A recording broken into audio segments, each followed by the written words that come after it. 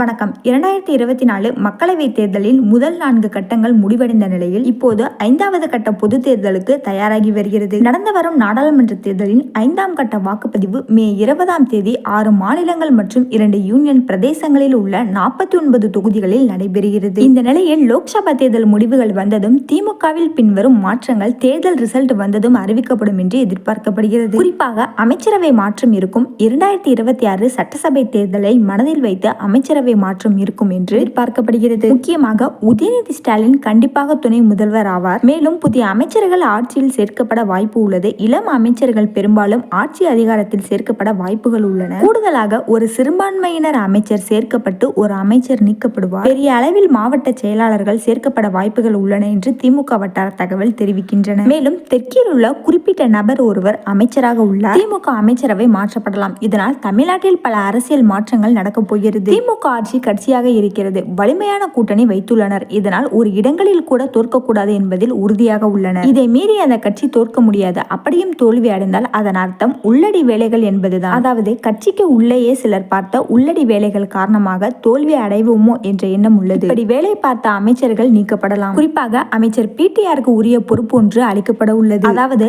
அமைச்சரவையிலேயே உரிய இலக்காக வரும் வாய்ப்புகள் உள்ளன. அமைச்சர் டிஆர்பி ராஜாவிற்கு ப்ரமோஷன் கண்டிப்பாக கிடைக்கும். அமைச்சர் உதயநிதியிடம் உள்ள விளையாட்டுத்துறை மாற்றப்படலாம் என்கின்றார்கள். மேலும் உளவுத்துறை சார்பாக ரிப்போர்ட் ஒன்று சென்றுள்ளது. அதோடு இல்லாமல் அவர்களும் சர்வே நடத்தி உள்ளனர். சில முக்கிய தொகுதிகளில் பொறுப்பாளர்கள் பொறுப்பு அமைச்சர்கள் சரியாக வேலை செய்யவில்லை என்று ரிப்போர்ட் கிடைத்துள்ளதாம். இதனால் 5 முதல் 6 அமைச்சர்கள் மீது புகார் சென்றுள்ளது. கடைசி கட்டத்தில் செய்த பணிகள் காரணமாக திமுகவிற்கு வெற்றி இருக்கும். 5-6 தொகுதிகளில் சரிவு இருக்கும். இந்த அமைச்சர்கள் கண்டிப்பாக பதவியிலிருந்து நீக்கப்பட வாய்ப்புள்ளது. தேர்தல் முடிவுகள் வந்ததும் முதல்வர் ஸ்டாலின் இந்த அதிரடியான மாற்றத்தை ஏற்படுத்துவார் என்று எதிர்பார்க்கப்படுகிறது.